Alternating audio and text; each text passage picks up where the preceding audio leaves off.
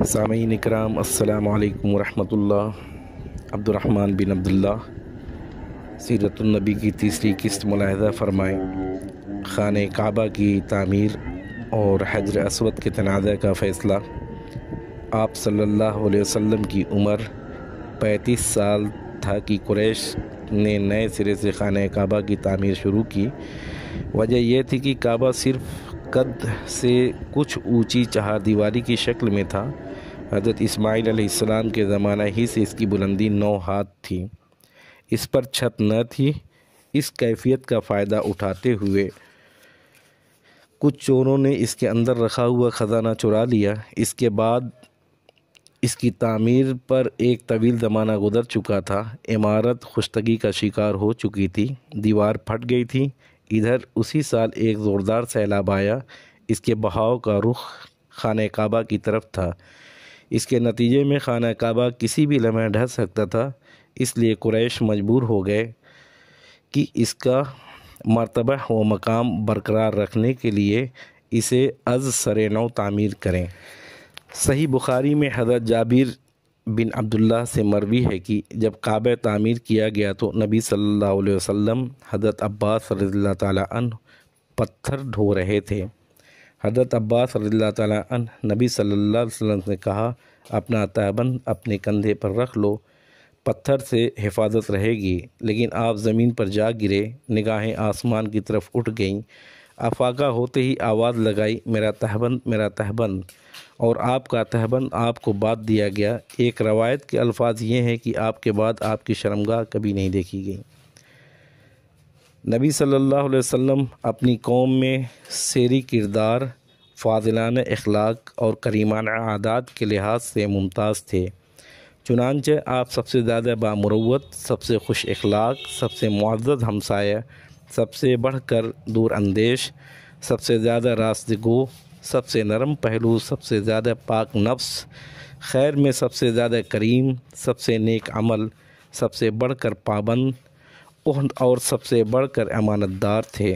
حتیٰ کہ آپ کی قوم نے آپ کا نام ہی امین رکھ دیا تھا، چونکہ آپ احوال صالحہ اور خصال حمیدہ کا پیکر تھے۔ جیسا کہ حضرت خدیجہ رضی اللہ تعالیٰ عنہا کی شہادت ہے کہ آپ صلی اللہ علیہ وسلم درماندوں کا بوجھ اٹھاتے، تہی دستوں کو بندوبست فرماتے، مہمان کی میزبانی کرتے، مصائب حق میں اعانت فرماتے تھے۔ الرحیق المختوم سے یہ چیز لی گئی ہے۔ آپ کو شروع ہی سے ان باطل معبودوں سے اتنی نفرت تھی کہ ان سے بڑھ کر آپ کی نظریں کوئی چیز مبغوض نہ تھی۔ حتیٰ کہ لات و عزیٰ کی قسم سننا بھی آپ کو گوارا نہ تھا۔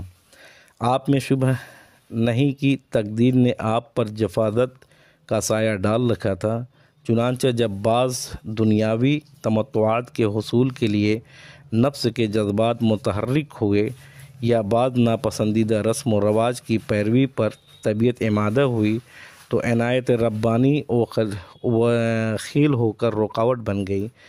ابن اسیر کی ایک روایت ہے کہ رسول اللہ صلی اللہ علیہ وسلم نے فرمایا، اہل جاہلیت جو کام کرتے تھے مجھے 2 دفعہ کے علاوہ کبھی ان کا خیال نہیں گزرا، لیکن ان دونوں میں سے بھی ہر دفعہ اللہ تعالیٰ نے میرے اور اس کام کے درمیان رکاوٹ ڈال دی۔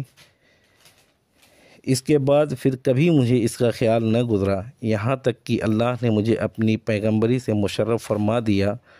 ہوا یہ کہ جو لڑکا بالائی مکہ میں میرے ساتھ بکریاں چرایا کرتا تھا، اس سے ایک رات میں نے کہا، کیوں نہ تم میری بکریاں دیکھو، میں مکہ جا کر دوسرے جوانوں کی طرف وہاں کی شبانہ قصہ گوئی کی محفل میں شرکت کر لوں۔ اس نے کہا ٹھیک ہے۔ اس کے بعد نکلا، ابھی مکہ کے پہلے ہی گھر کے پاس پہنچا تھا کہ باجے کی آواز سنائی پڑی۔ میں نے دریافت کیا کہ کیا ہے؟ لوگوں نے بتلایا فلاں فلاں سے شادی ہے۔ میں سننے بیٹھ گیا، اللہ نے میرے کان بند کر دیے، میں سو گیا۔ پھر سورج کی تماتم ہی سے میری آنکھ کھلی اور میں اپنے ساتھی کے پاس واپس چلا گیا۔ اس کے پوچھنے پر میں نے تفصیل بتائی۔ اس کے بعد ایک رات پھر میں نے یہی بات کہی۔ مکہ پہنچا تو پھر اسی رات کی طرح کا واقعہ پیش آیا۔ اس کے بعد پھر پھر کبھی غلط ارادہ نہ ہوا۔ نبوت سے پہلے کی اجمالی سیرت۔ نبی صلی اللہ علیہ وسلم کا وجود ان تمام خوبیوں اور کمالات کے جامع تھا جو متفرق طور پر لوگوں کے مختلف طبقات میں پائے جاتے ہیں۔ آپ صلی اللہ علیہ وسلم اصابت و فکر، دوربینی، حق پسندی کا بلند مینار تھے۔ آپ صلی اللہ علیہ وسلم کو حسن فراست، پختگی فکر اور وسیلہ و مقصد کی درستگی سے خط واتر عطا ہوا تھا۔ آپ صلی اللہ علیہ وسلم اپنی طویل خاموشی سے مسلسل غور و خوض، دائمی تفکیر اور حق کی کلید میں مدد لیتے تھے۔ آپ صلی اللہ علیہ وسلم نے اپنی شاداب عقل، روشن فطرت سے زندگی کے صحیفے، لوگوں کے معاملات اور جماعتوں کے احوال کے مطالعہ کیا اور جن خرافات میں یہ سب لت پت تھیں اس سے سخت بیزاری محسوس کی۔ چنانچہ آپ صلی اللہ علیہ وسلم نے ان سب سے دامن کش رہتے ہوئے پوری بصیرت کے ساتھ لوگوں کے درمیان زندگی کا سفر طے کیا، یعنی لوگوں کا جو کام اچھا ہوتا اس میں شرکت فرماتے، ورنہ اپنی مقررہ تنہائی کی طرف پلٹ جاتے۔ چنانچہ آپ صلی اللہ علیہ وسلم نے شراب کو کبھی منہ نہ لگایا، آستانوں کا ذبیحہ نہ کھایا، بتوں کے لیے منائے جانے والے تہوار، میلے اور ٹیلوں میں کبھی شرکت نہ کی۔